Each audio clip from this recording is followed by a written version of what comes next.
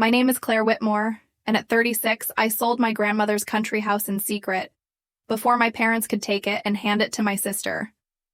That was only the first move. I knew the real fight would start once they found out, and I was ready. The first time they realized what I'd done, a police officer was already standing in the living room. If you've ever had family cross a line they swore they'd never cross, stay with me. Hit that follow button and tell me in the comments how you would have handled them. I never thought betrayal could sound so quiet. It was a Sunday afternoon in late spring, the kind where sunlight pours through the kitchen window, and you almost believe everything is right in the world. My parents' house in Burlington had always smelled faintly of lemon polish and my mother's pot roast. It should have been comforting, but that day, it wasn't. I'd stepped away from the dining room to wash my hands before dessert. The murmur of voices drifted down the hallway, low, conspiratorial. At first, I didn't pay much attention, but then I heard my name. Claire won't fight. Us on it, my mother's voice said, soft but certain. I froze halfway back to the dining room, my fingertips still damp. My father's deeper tone followed. Melissa says we could list the farmhouse next week. The market's hot right now. We could get top dollar. The farmhouse? My farmhouse. The words hit me like ice water down my spine. The Maplewood property wasn't just a weekend retreat. It was my sanctuary. The last tangible piece of my grandmother Eleanor. She'd left it to me in her will, with a letter that still sat in my nightstand, written in her looping, careful script. This house is yours because you've loved it as I did. Keep it safe, keep it yours. I stepped closer, the old hardwood creaking under my weight.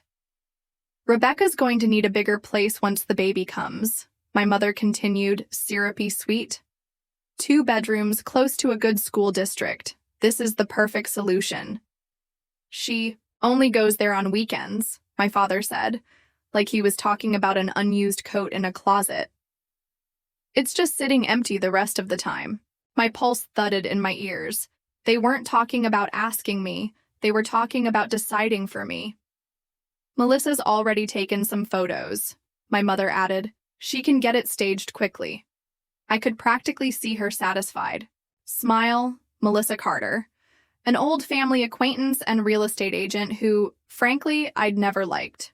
Too polished, too calculating. The idea of her walking through my grandmother's kitchen without my knowledge made my stomach twist.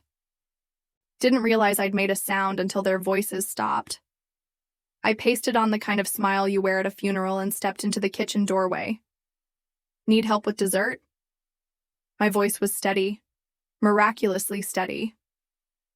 My mother turned from the counter, her expression a little too neutral. No, dear. Just getting the coffee ready. Go sit. I went back to the dining room, every step feeling heavier. Rebecca was showing Daniel something on her phone. A picture of a bright, airy nursery with sunlight streaming through a window. This would be perfect for the baby's room, she said, glancing up at me with that same wide smile she'd had since we were kids. Except now, I saw something else there. Calculation. Before I could reply, my parents returned with coffee and a pie that smelled like cinnamon and butter. The table was warm with conversation about baby names and stroller models, but I felt miles away. I could see the plan in their faces. It was already real to them. Halfway through dessert, my father cleared his throat. Claire, we wanted to talk to you about something important. It's about the farmhouse. My house, I said quietly. He blinked. Technically, yes, but Margaret cut in, her voice sugary. Sweetheart, your sister's about to be a mother. She needs space, a proper home for her baby. And you think the solution is to sell the house Grandma left me? I asked. The coldness in my own voice surprised me. Edward leaned back, adopting the patient tone he used when explaining grown-up matters to children. It's just practical. You only use it part-time. This way everyone wins. You'd even get a portion of the proceeds. How generous, I said, the bitterness curling through my words before I could stop it. Rebecca finally chimed in, tucking her hair behind her ear. I already started picturing where the crib would go. That second bedroom gets the best morning light. Something inside me clenched hard. She was talking about my grandmother's quilt room, the place where I kept my own paintings. She spoke as if it was already hers. I set my coffee cup down carefully, so they wouldn't see my hands shaking. Did anyone consider asking me before making these plans? Or did you just assume I'd go along with it like always? Don't be difficult, my mother sighed. Families support each other. Support goes both ways, I said. When has anyone here supported what I want? Silence. The kind that drops like a curtain. Daniel shifted in his seat, clearing his throat.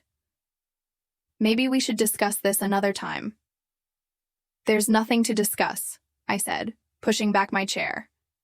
The house is mine. I'm not selling it. Not now. Not ever. I left before they could reply. Outside, the air was sharp with the smell of cut grass. My heels clicked against the driveway as I headed to my car. I didn't slam the door, but I wanted to. My hands gripped the steering wheel so tightly my knuckles whitened. They thought I'd fold, that I'd smile, nod, and hand over the only place that had ever truly felt like mine. Not this time. The following afternoon, while I was pouring coffee at Baker Street Cafe, Frankie slid into the booth across from me. His face was serious, rare for him. You home this weekend? He asked. Planning to be, I said. Good, he said, lowering his voice. Walter saw someone snooping around the farmhouse yesterday, camera in hand. Said she looked like she knew her way around. Melissa. Frankie watched my expression shift. You gonna tell me what's going on? Soon, I promised, even though my mind was already racing ahead. That evening, my phone buzzed. A message from Rebecca. Look, attached was a photo of a nursery design. Soft yellow walls, white crib, matching dresser, overlaid with the caption, "Can't wait to make this the baby's room." I stared at the screen, my heart pounding. The decision was crystallizing inside me, sharp and unstoppable. If they were already acting like it was theirs, I'd make sure they never got the chance to touch it. Because the next time my parents walked into that kitchen, they wouldn't be discussing how to sell my house. They'd be realizing it was already gone. By Monday morning, the decision had burned itself into me like a brand. I'd barely slept. Every time I closed my eyes, I saw Rebecca's smug nursery photo and my parents' satisfied faces. They'd already moved into a future where my farmhouse belonged to someone else. I wasn't going to let them have it. I walked into my office in downtown Burlington before the sun had fully cleared the lake. Darren, my broker, looked up from his desk with a grin. You're in early. I need to list a property, I said, sliding into the chair across from him. Mine? His eyebrows went up. Maplewood? Yes. And I need it to move fast. He studied me for a long beat but didn't ask why. Darren had known me for years. He could sense when pushing for details was a waste of time. We can make that happen. What's the timeline? As soon as humanly possible, I said. Private listing. Qualified buyers only. No public open houses. I want to personally approve every showing. He nodded slowly. All right. I'll have the paperwork ready today. The rest of the week blurred into a checklist I knew by heart. Professional photos, staging, copywriting. I called in favors from every photographer, stager, and inspector I'd ever worked with. By Wednesday afternoon, the photos came in, warm light, spilling over the wraparound porch, the orchard in tender spring bloom, the kitchen gleaming like it belonged in a magazine. Looking at them hurt, but it also steeled me. That night, I stopped at Baker Street Cafe on my way home. Frankie handed me my latte and leaned on the counter. "You've got that stormy look again." "I'm just making moves," I said. He grinned. "Moves that'll make your family mad?" "Probably." "Good," he said with a wink.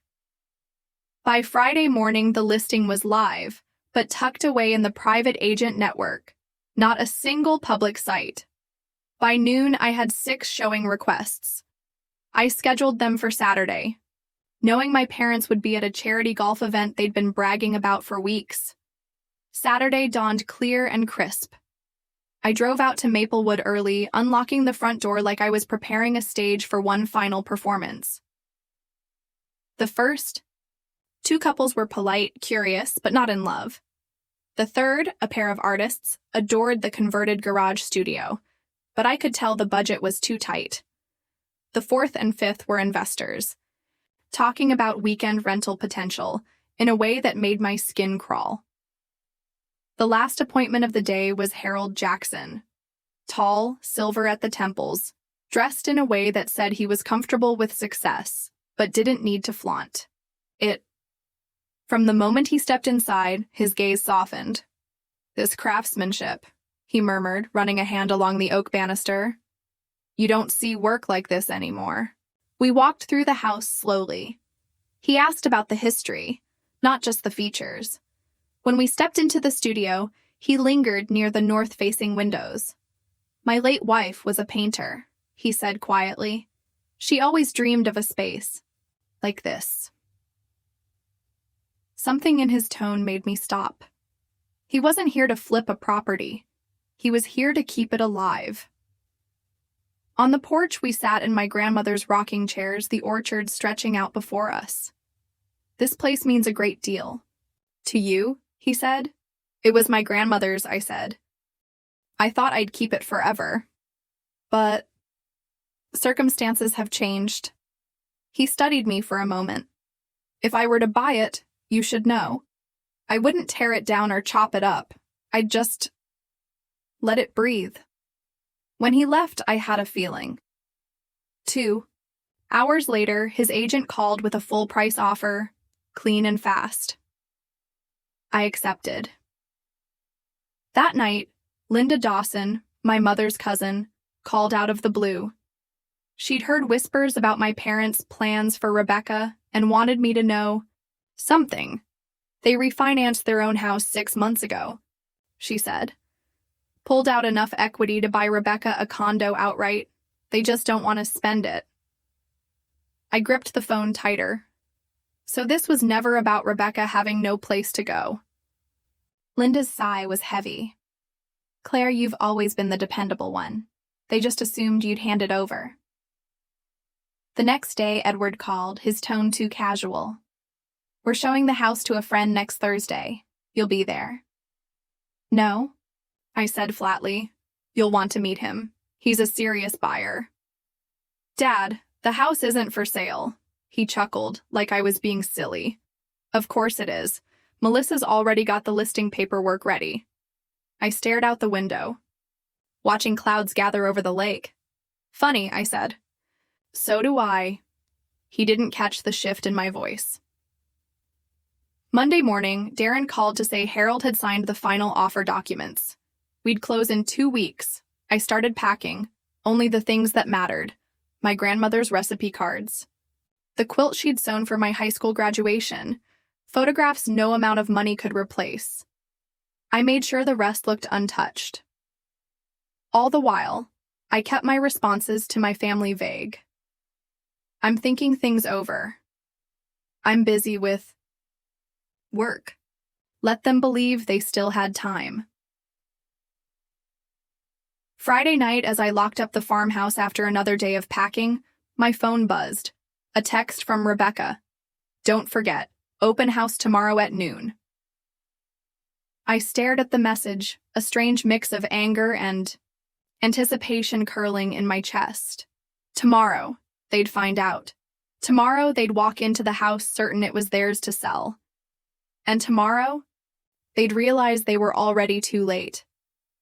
By noon the next day, I was in my apartment, pacing. The deal with Harold was locked in. The closing was days away, and yet my phone buzzed every hour with some reminder from Rebecca or my parents about their so-called open house. I didn't reply. Let them walk into the truth themselves. At 12:37, my phone rang. My father's number. "There's a man in your house," he said, voice tight. "We came early to take some measurements for the nursery furniture, and he says we're trespassing. He's calling the police." The air seemed to thin around me. "Where are you right now?" "In the living room," he said, almost shouting. "Get over here before this idiot has us arrested." I grabbed my keys and drove faster than I should have down the winding road to Maplewood. Gravel crunched under my tires as I pulled up to a scene that felt like something out of a surreal dream. Police cruiser idled in the driveway behind my parents' SUV. My mother sat on the porch steps, pale and wide-eyed. My father was gesturing wildly at a uniformed officer. Rebecca was in the front seat of the SUV, crying so hard her whole body shook, and standing calmly near the police car, arms folded, was Harold Jackson. All eyes turned to me as I stepped out of my car. "Amanda," my father began, relief flooding his face. "Tell this officer this is your house and we have permission to be here." I walked toward them slowly, each step measured. "Actually," I said, my voice clear and steady, "this isn't my house anymore." Rebecca's sobs hiccuped to a stop. My father's expression went from confusion to dawning horror. "I sold it 2 weeks ago," I continued, "to Mr. Jackson. He's the legal owner now." "That's impossible," my mother said, rising from the steps. "You can't have sold it without telling us. We were going to sell it for Rebecca's apartment." The officer's gaze flicked between us, his brow creasing. "Ma'am, are you saying you entered the property without the owner's permission?" No, my father cut in quickly. "This is a misunderstanding." "Claire, there's no misunderstanding," I said. "The sale's been recorded with the county. You have no right to be here." Rebecca threw open the SUV door, storming toward me, her face streaked with tears and fury. "You stole this from me," she screamed. "From my baby!" "You needed a place to live," I said, keeping my voice even. "Not specifically this house. Not my house." "You're selfish," she spat. "You've always been jealous of me, and now you're taking it out on my child." The officer stepped slightly between us. "Let's keep this civil," he said. Harold reached into his jacket, producing a neat folder. "Here's the deed in my name. I'm not pressing charges, as long as they leave now." Rebecca looked ready to lunge again, but my father caught her arm. My mother, still flushed with outrage, whispered sharply, "Not here. Not like this." They started toward their SUV, but not before Rebecca threw one last glare over her shoulder. "You've ruined everything. Don't expect me to forgive you." The police car rolled away a few minutes later, leaving only Harold and me standing in the driveway. "I'm sorry," I said quietly. "I should have warned you they might show up." "Family complications are never neat," he replied with a faint smile. "Coffee, still your porch if you want it to be." I shook my head. "I need to deal with the fallout." The drive back to the city felt longer than ever. My phone lit up with calls, texts, demands, accusations, guilt trips. I silenced it. My hands still shook on the wheel. That night, I sat on my couch in the dark, the images replaying. My father's shock, Rebecca's rage, Harold's calm authority as he handed the officer the deed. For years, I'd let them decide what was best for me. Not anymore. The fallout came faster than I expected.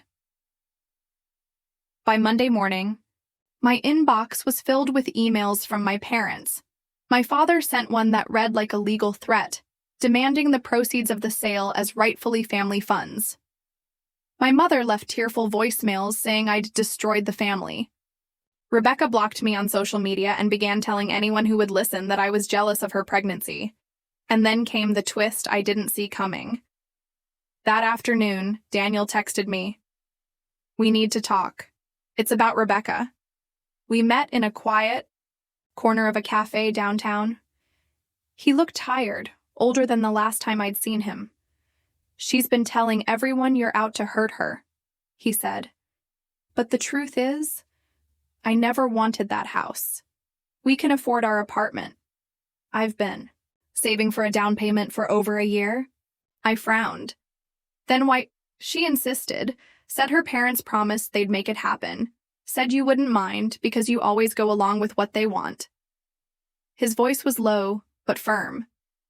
I didn't like the way they talked about you like you owed them something, like you were being difficult just for wanting to keep what's yours. I leaned back, the noise of the cafe fading around me. It was one thing to suspect the truth, another to hear it spoken out loud. When I left, the air outside felt sharper, the sky darker. The lines were drawn now. And for the first time, I wasn't standing alone on my side of them. The house was gone. But the war, that was just beginning. The morning after my meeting with Daniel, I woke to find a thick envelope slid under my apartment door. No return address. My name was written in blocky, deliberate letters. Inside was a letter from Linda Dawson and a photocopy of something I recognized instantly. My grandmother Eleanor's will. Linda's note was short. "Claire, you should know your parents have been telling people the will left Maplewood to the family." That's not true. I was the witness. I remember every word. It was yours, without condition. Keep this copy safe. I sat at my kitchen table staring at the papers. My grandmother's handwriting danced in the margins, tiny notes she'd made during the estate planning. For Claire, because she'll love it as I did. My throat tightened. It wasn't just sentiment now. It was proof. That night, I called Daniel. "Do you know they refinanced their own house last year? They could have bought Rebecca a condo without touching Maplewood." He was quiet for a moment. No, she told me they didn't want to waste their own money when yours was available." The bitterness in his voice mirrored mine. By Wednesday, the storm broke in public. My mother posted a long, teary message on Facebook about being betrayed by family and losing the home meant for her first grandchild. Comments poured in some offering sympathy, others demanding to hear my side. I stayed silent. Let them wonder. That Friday, Linda invited me to lunch at a small diner off Route 7. Halfway through our coffee, she leaned in. "They're planning something. Margaret's been talking about consulting a lawyer to challenge the sale." "They can't," I said. "It's done. It's legal." "They'll try anyway," she warned, "and they'll spin it so you're the villain. You need to be ready." Ready. I'd been ready since the moment I heard them whispering in that kitchen. When I got home, there was a message waiting on my machine from my father. His voice was clipped. "We need to talk. Tomorrow. Family only. My house. Noon." The way he said family made my stomach knot. Saturday came cold and gray, wind snapping through the trees as I pulled up to their driveway. Inside, the living room was staged like a tribunal. My parents on one couch, Rebecca and Daniel. On the other, Daniel's eyes met mine for a fraction of a second, and in that glance, I saw the same discomfort from the cafe. Edward started without pleasantries. "We've spoken to an attorney. There may be grounds to reverse the sale. It was done in bad faith without consulting the family. It was mine," I said. I didn't need to consult anyone. Margaret's eyes flashed. "You needed to think about more than yourself for once in your life." Rebecca crossed her arms, chin high. This is about the baby. Everything should be about the baby. I let the silence stretch, then reached into my bag. I slid the copy of the will across the coffee table. Read it, I said. Grandma made it very clear who she wanted to have Maplewood. This isn't about a baby. This is about you wanting something that was never yours. Rebecca's cheeks flushed crimson. My mother looked down at the paper but didn't touch it. My father's jaw tightened. You've been manipulated, I said, my voice steady. Now, they've had the money to get you a home all along, but they'd rather take from me than spend it themselves. Rebecca glanced at Daniel, and for the first time I saw doubt flicker in her expression. But then Margaret leaned forward, her tone low and cutting. Do you really want to be the sister who took her niece's first home away? It was the kind of guilt card they'd always played, the one that used to work, but not anymore. I stood. I'm not staying here to be bullied. You can keep spinning your story to anyone who'll listen, but I'm done explaining myself. Claire? Daniel's voice broke through, but I was already at the door. The drive back was a blur of wet pavement and rising wind. My phone buzzed twice in the cup holder, but I didn't look. My mind was on Maplewood and Harold. That evening, I drove out there one last time before the closing. The sun was sinking, throwing long shadows across the orchard. Harold was on the porch, a mug of coffee in his hand. They came after you today, didn't they? He asked. I nodded. They're talking about challenging the sale. They won't win, he said simply.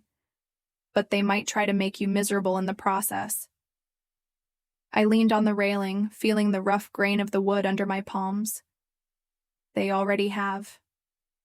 We stood in silence for a moment, the air heavy with things neither of us said. Then Harold reached into his pocket and handed me a small envelope. I found this in the kitchen drawer when I was cleaning. Thought you might want it. Inside was a faded Polaroid, me at 12 years old, standing in front of the farmhouse with Eleanor, both of us smiling so wide it hurt to look. On the back, in her handwriting, never let them take this from you. My throat tightened, but I smiled. Guess I didn't. When I left that night, the sky was deep indigo, stars just beginning to blink through. But there was a heaviness in my chest that wouldn't lift. I knew the war wasn't over. In fact, it was about to break open in ways none of us saw coming. And when it did, I'd need more than just proof. I'd need to be ready to burn every bridge left standing. Closing day arrived on a cold, bright Tuesday. The kind of day where the sunlight is almost too sharp, like it's determined to expose everything. I dressed in my most deliberate armor, black wool coat, hair pulled back, boots that made my steps sound certain. I told myself I was ready. I wasn't. The closing was at Harold's lawyer's office, a polished suite with too much glass and not enough warmth. Harold was already there, sipping coffee like this was any other business transaction. I envied his calm. We signed the final papers. Just like that, Maplewood was officially his. I slid the keys across the table, the metal clink ringing louder in my head than it should have. Take care of her, I said. He gave me a steady look. I will. Outside, the air smelled faintly of snow. I'd almost made it to my car when I saw them, my parents, Rebecca, and Daniel, striding across the parking lot. My mother's face was set in that tight smile she wore when she was about to perform. Congratulations, she said, her tone icy. You've made your point.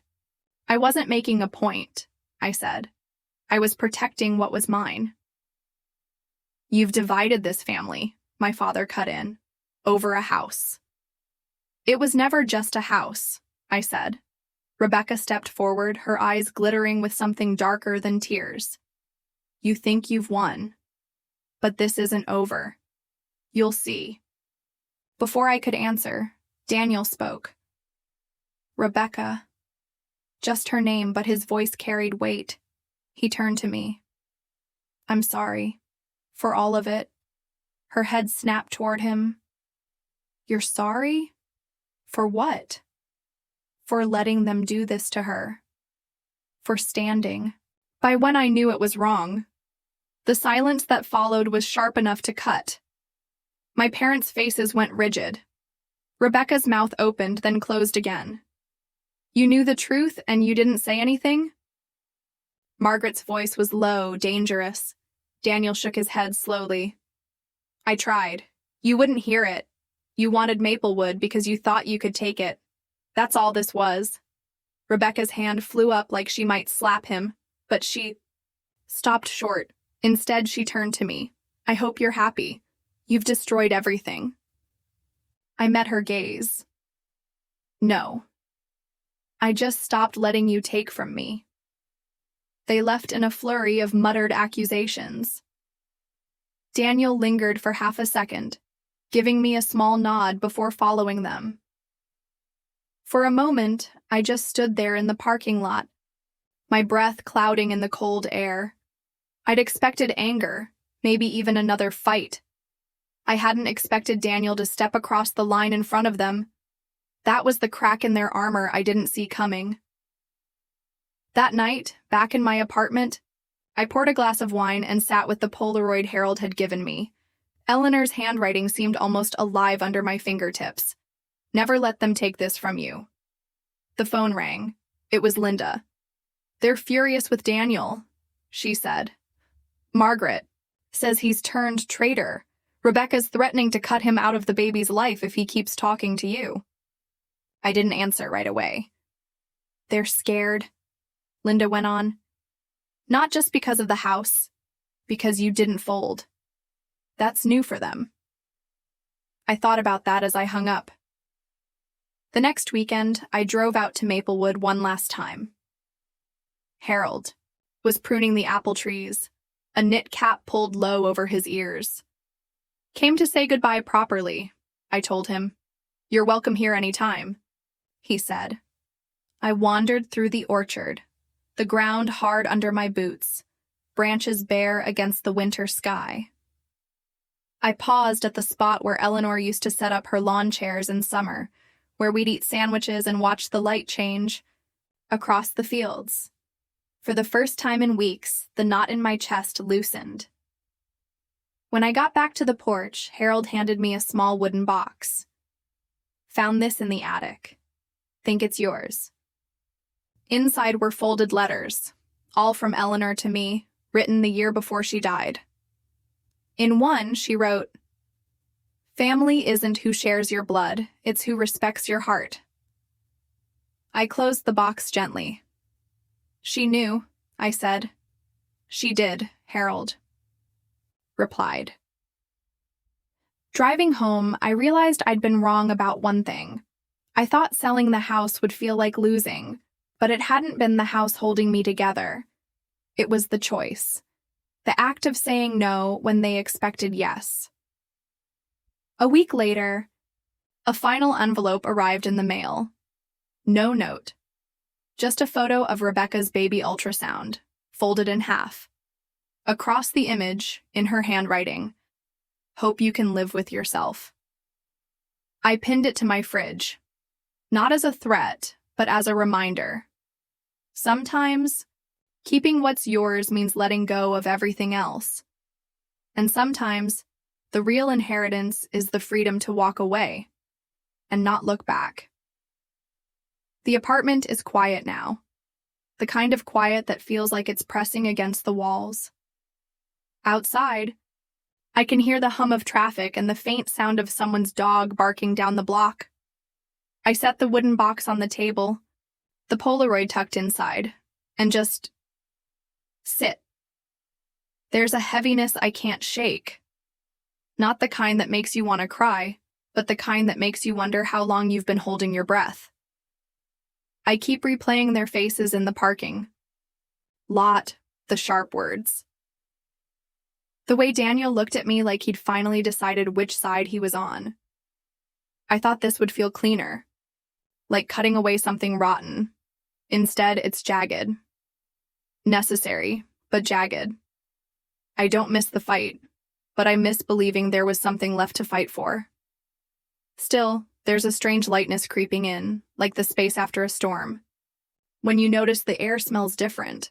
I don't know if it's peace, but it's closer than I've been in a long time. I know now I'll never hand over what's mine just to keep the peace. Peace built on silence isn't peace at all. If you've ever stood your ground when it cost you more than you thought you could pay, tell me. I want to know what you held on to, and if it was worth it. And I keep wondering, when family stops respecting your heart, do they stop being family? Or do they just stop being close enough to hurt you?